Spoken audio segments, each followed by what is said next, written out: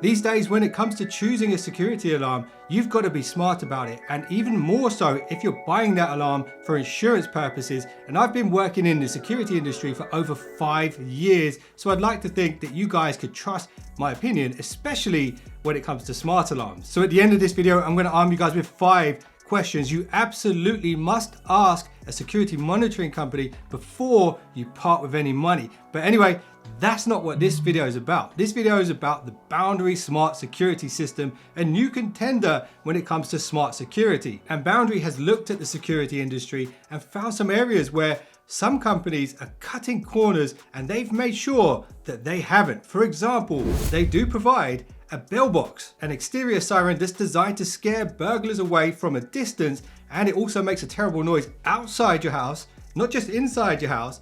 And some companies don't provide this. And they've also looked at the DIY market and understand that there's a bunch of tech savvy people out there who are quite capable of following instructions and drilling a few holes. And for those customers, they do have the option to save a few quid by doing it themselves. And if you pay for a professional install, they do offer a level 1 police response, and the fitters, the alarm installers, are certified by NSI, which means they meet the requirements for a level 1 police response. Some companies don't have this at all. So you have the option to go pro or do it yourself right now. And you can even book a pro install right now and later upgrade it to the police response service if you want to. And this, in my opinion, is game changing because they give you the option. Again, most well-known companies won't let you do this. And in this video, I'm going to be switching over from my Ring alarm system, which I've been using for ages now, and upgrading it to the Boundary system. So what I'm going to do now is run through the setup process and show you guys how easy it is to do if you do choose to do it yourself. Then I'm going to show you guys the functionality on the app and the control panel. And then I'll explain why I've chosen to switch over to Boundary from the Ring alarm system, which I was very happy with in the past. And there are timestamps on this video, so if you want to jump around, feel free to do so. So what we have here is 3 nice sections: the hub itself, which is the main control panel, the sensors and fobs, and then the outdoor siren. So while there is a paper instruction manual in the box, you can pretty much download the Boundary app, and that will walk you through step by step through the installation process. Okay, so step 1 is setting up the hub. This is the main control panel that connects to all of the other stuff via Z-Wave. So it's a very secure communication method. Even though it's all wireless, it's security protected. So this is the control panel for the entire system, and there's a little contact point here where you can tap your key fobs. You can also manually key in numbers, and this, I believe, is a touchscreen. And in order to plug it in, we need to remove this back panel, and you'll probably notice here there is cellular backup inside this. So if your Wi-Fi stops, your system stays operating, and it will notify you that it's running on backup, and it's using a roaming SIM as well. So it's not locked to one network, and it's not using the snail-paced 3G that some systems use. It actually uses 4G and all the other signals as well. So that's fantastic. So now that it's powered up, you've got to find your network and key in your password. So once the hub finishes updating, all you then need to do is confirm a code which pops up on the screen on your phone, and then we're ready to start pairing sensors. And there's a lot of attention to detail here with the packaging, and it's a big thumbs up from me for this, but it tells you how far away the distance can be between the two devices. It's up to 2.5 centimeters between them, which is roughly what you see there. There's also screws inside the box, and you can use adhesive pads instead if you prefer not to damage the frames of your windows and doors. And these are really nice looking bits of kit as well. And see that little tab there? That's what we need to pull out so the battery connects inside, and then that should pair up with the phone. So now all we need to do is scan the QR code on the back of the sensor we want to install. So I just want to show you guys how to take the back off this so you can get to the QR code. You have to push this little bit down here, and then that should slide downwards like so, and then you can access the inside of the device. So now that this is all powered up and connected, you'll see the little blue boundary light there every time the magnet engages and disengages from the actual main part of the contact brake. You get that blue logo. And on the app you can see the device is paired correctly, and there's actually an instructional video in the app that will show you how to fit it properly, and also how to take the backs off if you want to screw them onto the frames of the windows and doors. So on this next page we can label the sensor, we can say what room it's in, we can disable the LED if we want to, and then we can set it to entry exit, which is Very important if this is going to be on the main door, which it is, so I'm going to enable that. So next up I'm going to do a motion sensor. Typically you would do these in the correct order, so you probably do all your door sensors and window sensors first and then do the motion sensors after, or vice versa. But just for the sake of this video and keeping it shorter, we're going to do the motion sensor next. And again, inside the box is a bit of advice as to how to install these. They should be at least 2.25 meters off of the ground to have the right sort of positioning to cover the most amount of ground in front of it. We have the wall plugs, the screws, and adhesive strips if you don't want to drill any holes. So in order to get to the QR code and the battery, you just need to lift up this little clip here and then slide the whole thing down, like so. And there we go, got the QR code and the battery with a bit of paper there. We don't remove that yet. Scan the QR code first. And at this point you can now remove the little strip of paper that's here to release the battery, and that will begin to pair. So with a professional install, they'll definitely screw these onto the walls, because this section here, if this is ripped off the wall by a burglar, that will stay on the wall and release the tamper switch behind it, indicating that something's happened to the sensor. If you're using adhesive strips, that's not going to happen. So there is a difference between doing it yourself and a professional install. You could of course drill holes yourself as well, but it's mandatory for it to meet the regulations of SSAIB and NSI for the product installation that they do it that way with the screws. So now all you need to do is name the motion sensor, tell it what room it's in, tell it if it's on entry exit, and that's it. So next up is the siren. Let's have a look at this. That right there is a really nice looking bit of kit. In my opinion, definitely nicer than a big yellow and blue box. So you just have to loosen 2 screws here to release the back plate from the actual siren itself, like so. So for obvious reasons, you can't glue this to the outside of your house. It needs to be mounted properly on the wall, and you've got 3 long screws and 3 wall plugs there to do that. So that's the inside of the siren, and you can see you've got a really nice spirit level there to make sure it's level. And when you open this, it actually locks open. So when you're drilling holes and you're screwing the screws in, it's not going to be flapping down all the time, which is nice. That's cool. And then inside here we have our batteries. And just at the top here, you can see the QR code that you need to scan. So in order to release the batteries, you do need to release this screw here, flip it open, and then pull the tab out here. And you can see these are lithium energizer batteries. There is 8 of them there. So at some point you will need to get up the ladder and replace these. So just keep that in mind when you're fitting this to the wall. You want to be able to get to it again in the future. And there we go, outdoor siren is now programmed. Anyway, next is the key fobs. And just like before, all of the explanations are on the app.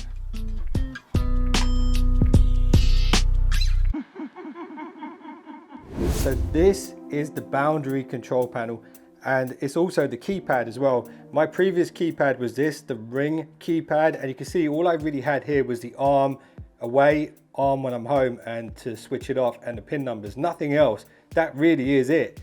This is next level because we've got the touch screen, we've got the keypad, we've got the key fob NFC point here as well, and there's a lot you can do just here which I've not seen available on any other security system. So let me show you that now. So in order to access the menu, you have to put in your pin number. So once you enter the menu, you have a bunch of stuff you can do. So part arm, the great thing about this is you can actually specify specific rooms that you want to arm. So right now everything's armed. Let's say I just want to arm the living room and nothing else. What I can do is go through and switch off all of the other sensors and then just arm that one area on its own. There we go. So now just the living room is being set. So if someone goes in there, it will go off. So for example, let's say you're throwing a party and one of the rooms is off limits. You could specify, right, I'm going to arm that room. Nobody go in there, because if you do, the alarm is going to go off. Next on the list is events. This is really great because you can see everything that's happened at the property and look at all of the triggers. If you set alerts for different zones in the house, you can actually get updates on when people pass those sensors or open the doors. So you'll have a full list of events. This is me setting up, so there's a bunch of stuff that's really not that important right now, but in the future you can actually see who's activated, deactivated, and all this kind of stuff. Then we've got the settings here. So here it gets a bit more technical. It's up to you how you customize these. We can control the volume here for the hub and for the internal siren. Here we can adjust the brightness on this display, so we can actually set it to be a bit darker if we want, or brighter. I guess it depends on the area. I'm going to keep it on the max brightness. Then we've got the Wi-Fi. If you need to change the Wi-Fi network, you can go into this and select a new Wi-Fi network, enter the password, and done. And this is fantastic, especially if you're going to be installing this yourself. you can do a bunch of tests on the system to make sure it's all working properly. So the walk test, you'd activate that and you can walk around your house, make sure each sensor is working, picking up in the correct way. You've got your tamper test, a soak test. This one here is the alarm transmissions. And here you can test your sirens if you want to. And then you've got battery tests as well. So big disclaimer here, guys, never ever do the factory default reset, because when I was filming the video, the programming part, I actually had to run out quickly. And when I came back, I thought, right, I'm gonna start again from scratch and try and get it all in one go. And I did the factory restore, and that actually erased the entire system from the boundary database, which meant that I had to contact them to reset it and start again from scratch. It was quite a long process, but the boundary customer services were actually phenomenal and really did get this sorted super quick. So side note, do not do factory default unless boundary tell you to do it. If you need to restart the hub, you can do that here as well. And then of course, we've got information about the devices, so you can check all of the names of the devices here and all that kind of stuff, the rooms that you've set up, the hardware that you're using and the version that it's running, and then you've got the firmware on the actual control panel itself. Let me show you how to arm this. It's super easy. So there's two ways to do it. You can do it with the key fob. You just touch your key fob there. That then asks you if you want to arm the system. You say, yes, I want to arm the system, and it starts activating the alarm. If you want to cancel, all you need to do is hit the little touch screen here to cancel it. The other way you can do this is literally just touch the touch screen, put your PIN number in, hit the green tick, and that's it. That will arm it as well. So when you open your front door and you come back home, the countdown starts. You can either key in your PIN number, or you can just go like this, put your key fob here, and that disarms the system. It really is that easy. And you'll also notice it lights up as well. So when you come in and the lights are off, you can still see the buttons if you need to use them. 100%, it's definitely an upgrade from this. And you'll also be happy to know the boundary alarm can be set to pet-friendly mode, where it won't detect pets that are smaller than 35 kilograms. If you have a pet bigger than 35 kilograms, then I feel sorry for the burglar who breaks into your house. Now let me show you the app. So this is the home screen of the app. At the top will be your home address or whatever you decide to call your house. If you want to arm your alarm remotely, it's super easy to do. As long as you've got a network connection with data, you can go here, arm the system remotely, full alarm, night alarm, and you can specify different modes. I've actually set up a second night alarm by accident. I didn't realize there was one already preset. But check this out, you can test out the siren here as well.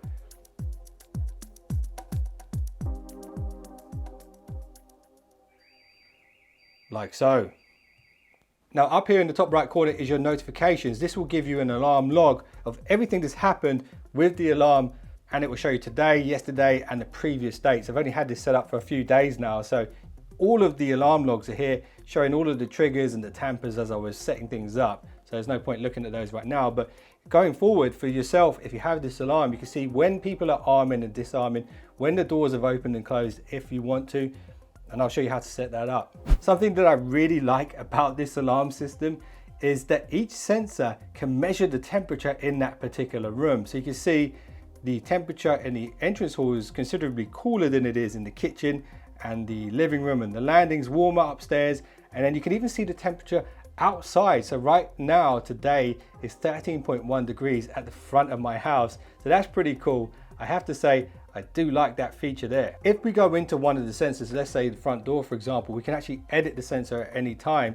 We can choose a different room, a different icon for it. We can relabel it whenever we want. And by clicking on these sensors, you can also check the battery levels. For example, let's say I want to see how much battery is left on the outdoor siren, 100% at the moment. When I see that running low, I can of course make plans to get the 8 lithium batteries that I need to replace it. So if you have a second property, you can actually link all of those properties into the one app. All you would do is hit this little plus icon here, and you can add a second boundary system to this same login. And if you do test out the system and you want to refer your friends, you can actually refer them and get 50 quid back if you want to. But here's where it gets interesting. Let's go into the settings. So here you can do a lot of customization, a lot of things that other companies just don't let you do.